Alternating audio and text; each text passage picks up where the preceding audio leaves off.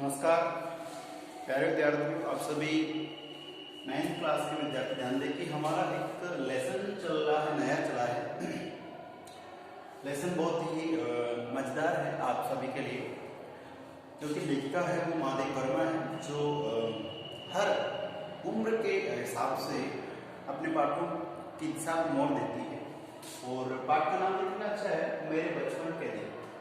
प्यारे विद्यार्थी, जिंदगी में कई चीज़ें हैं जो हमें बार बार मिलती रहती हैं, और कई चीज़ें हैं जो कुछ समय के लिए स्थायी रूप से मिलती हैं, फिर नहीं मिलती। तो किसी बड़े विद्वान ने कहा है कि जीवन में माँ बाप, जवानी और जो ये प्यारा सा बचपन है, उम्र तो चाहे कोई भी हो, लेकिन बचपन की जो अवस्था है, ये चीज़ें जो मैंने बताई कि माता पिता की बात कर लें, जवानी की बात कर लें, बचपन की बात कर लें, मिलती सबको हो। लेकिन उस समय अगर हम इनको ठीक से जी लेते हैं, महसूस कर लेते हैं, तो जिंदगी अच्छी लगती है। अन्यथा फिर जिंदगी की परिभाषा बदल जाती है। ठीक है, तो मेरा मतलब है कि बचपन एक ऐसी अवस्था है जिसमें जो बच्चा जी रहा होता है उसको किसी प्रकार की टेंशन नहीं होती है। पहली बात ये है, क्योंकि जैसे जैसे ये उम्र आगे बढ़ती है, दुनिया भर की अनावश्यक या आवश्यक जो भी है वो हम दुविधाओं में, समस्याओं में घिर जाती है जिंदगी, ये मान के चलिए। तो बचपन एक ऐसी अवस्था है, उसमें आप चाहें तो अच्छे अच्छे संस्कार प्राप्त कर सकते हैं, अच्छा शरीर बना सकते हैं, अपनी अच्छी इमेज बना सकते हैं। बस ये है कि उस बचपन को संवारने के लिए जो माता पिता का सपोर्ट होता है, टीचर्स का सपोर्ट होता है, अगर वो पॉजिटिविटी की तरफ से मिलता है, तो मान के चले कि बचपन में ही फिक्स हो जाता है कि ये बच्चा आगे वाली जिंदगी में क्या बन सकता है। तो उसी बात को बात करेंगे कि जो बचपन होते हैं, बचपन के दिन होते हैं, उनमें महादेवी वर्मा जी ने किस प्रकार का है। तो देखिए, मेरे बचपन के दिन लेखिका है महादेवी वर्मा, इन्होंने जो बातें कही है पूरे पाठ में हम पढ़ेंगे क्या क्या किया, लेकिन मैं आपको पूरे पाठ का जो निष्कर्ष है वो मैं यहाँ पे लेकर आ चुका हूँ। इसमें एक भी शब्द कम या ज्यादा नहीं लिखा गया है। जितने भी शब्दावली लिखी गई है सभी आपके पाठ को ध्यान में रखते हुए लिखी गई है, और मान के चलिए कि ये आपके इस पूरे पाठ का निष्कर्ष है। लेकिन ये अलग अलग शब्दावली के आधार पे बिल्कुल क्या है, एक होता है पलवन, एक होता है संक्षिप्तीकरण। ये संक्षिप्तीकरण है, समरी है ये। ठीक है, ध्यानपूर्वक पूरे इसे जो मैंने उद्धरण लिखा है, इस उद्धरण को समझना है। ठीक है, अब देखते हैं कि मेरे बचपन के दिन। तो ये पाठ आते ही आपको याद आना चाहिए महादेवी वर्मा, जो हिंदी के क्षेत्र में, साहित्य में कहूँ या बहुत ही अच्छा इनका मुकाम रहा है। ठीक है, मेरे बचपन के दिन, इसमें महादेवी वर्मा ने अपने बचपन के उन दिनों को स्मृति के आधार पर लिखा है। आप जानते हो कि बचपन में मानो कि जैसे आपका बचपन तो खैर अभी आपको याद है, लेकिन जैसे एक अच्छी उम्र हो जाती है पद प्रतिष्ठा के आधार पे, नौकरी पैसे के आधार पे, और फिर हम बचपन में क्या क्या करते थे, स्टेप बाय स्टेप याद कैसे रह सकता है। इत्तेफाक से क्या होता है कि जो बड़े लोग होते हैं, हमारे माता पिता है, चाचा ताऊ जो भी है हमारे परिवार में, उनसे भी पूछो कि आप बचपन में किस तरह से कार्य करते थे, क्या खेलते थे, क्या पढ़ते थे। तो वो कोई एक दो कार्य जो आज आप कर रहे हैं, वही कार्य जो उन्होंने किया है उसको तो बता देंगे, बाकी सिरे से, श्रृंखला से, तरीके से ये नहीं बता सकते कि मैं इतने बुजुर्ग ये करता था, फिर वो करता था, मैंने फर्स्ट क्लास में ये कैसे क्लास में किया। बहुत कम लोग होते हैं जिन्हें अपने बचपन की सभी बातें संवाद सहित, जगह सहित याद हो। यहाँ पे महादेवी वर्मा कहते हैं कि अपनी स्मृति का मतलब, भाई अब तो बहुत अधिक उम्र हो चुकी है, वयस्क भी हो गए, समझदार भी हो गए, अब इस उम्र में आने के बाद इन्हें लगा कि मेरा बचपन कैसे बीता था, आज मैं किस मुकामों पे हूँ। और आप जानते हो कि विचार बदलते हैं। जैसे मान लीजिए शिशुअवस्था में तो खैर आप समझते, शिशु होता है उसे तो कुछ माँ होती है वो सब कुछ मेंटेन करती है, बाल्यावस्था में थोड़ा बहुत आप समझ लेते हैं, और किशोरावस्था का काफी अच्छा ज्ञान प्राप्त कर लेते हैं। तो बचपन में क्या क्या घटनाएं की बातें थी वो सब अब क्या है, स्मृति मतलब यादाश्त के आधार पर इन्होंने पाठ को लिखा है। बात कर रहे हैं कि स्मृति के आधार पर लिखा गया है। और जब वे विद्यालय में, विद्यालय का मतलब स्कूल लेवल से भी का होता है, और स्कूल जाना और फिर अपनी जो प्रारंभिक शिक्षा है फिर जैसे उच्च शिक्षा है, ठीक है, माध्यमिक है, फिर उच्च शिक्षा है। ये शिक्षा भी मान के चले कि हमारे जीवन में एक अहम भूमिका है, अनिवार्यता होती है इसकी, क्योंकि शिक्षा प्राप्त करने से ये मतलब नहीं लगाया जा सकता कि इसको नौकरी ही लगना है, पढ़ाई लिखाई करके बिजनेस करना नौकरी नहीं। मैं मानता हूँ कि आज का अपना जो भारतीय परिप्रेक्ष्य उसमें ये है कि अगर बच्चे का एक टाइमिंग होती है 4-5 साल का हो गया, पहले था कि 5 साल का बच्चा होते इसको भेजना है, आजकल तो 3 साल वाले बच्चों को भेजने का प्रयास किया जा रहा है। कारण क्या होता है कि हमारा जो क्लाइमेट है, जो खान पान है, जो परिवार की कंपनी है, वो उस बच्चे को शिशुअवस्था से निकलते तुरंत ही इतना मैच्योर बना देती हैं।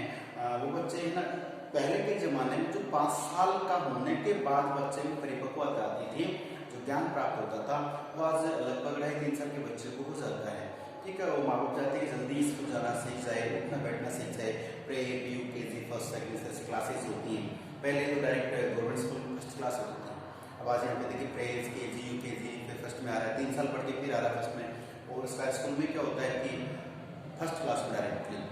तो कहने का मतलब है कि बचपन जो है, मान के चलिए कि स्कूल का फिक्स था कि 5 साल के बच्चे को डालना ही है, उसके बाद वो वहाँ पे किस तरह से पढ़ता है, क्या पढ़ता है, वो आप जानते हैं।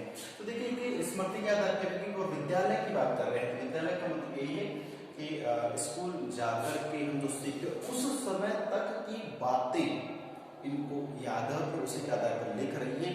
और आप जानते हो कि लिखने में तो उसके बहुत से व्यक्तियों को ऐसे याद होती है, लेकिन ऐसे हर एक को लिख सकता है।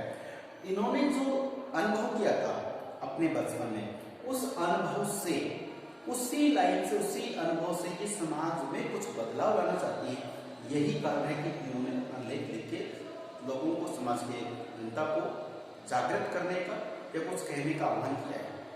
ठीक है, ध्यान दीजिए कि जब विद्यालय में पढ़ रही थी उस समय मैंने देखा इस अंश में, ये जो पूरा अंश पाठ है, इस अंश में लड़कियों के प्रति सामाजिक रवैये, सामाजिक का मतलब समझते हो, समाज के तौर तरीके, नियम, कायदे, कानून। रवैये का मतलब होता है कि तौर तरीके किस प्रकार के होते हैं।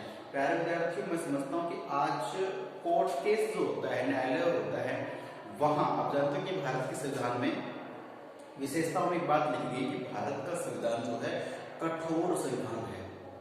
एक बार कह दे कि ऐसा होगा तो होगा ही फिर, लेकिन उसके आगे क्या हो रहा है कि भारत का संविधान कठोर के साथ लचीला भी है। लचीले का मतलब ऐसे पकड़ के देखना, ऐसे कोई वो प्लास्टिक वाला नहीं है। जबकि क्या है, लचीले से मतलब कि जो कठोर संविधान है, तो कुछ मामलों में हम कठोरता का पालन करेंगे और कुछ मामलों में हम लचीलेपन का भी प्रयोग करते हैं। लचीलेपन का मतलब है कि हम झुक भी सकते हैं, कि संविधान के नियमों में फेरबदल किया जा सकता है और हो रहा है।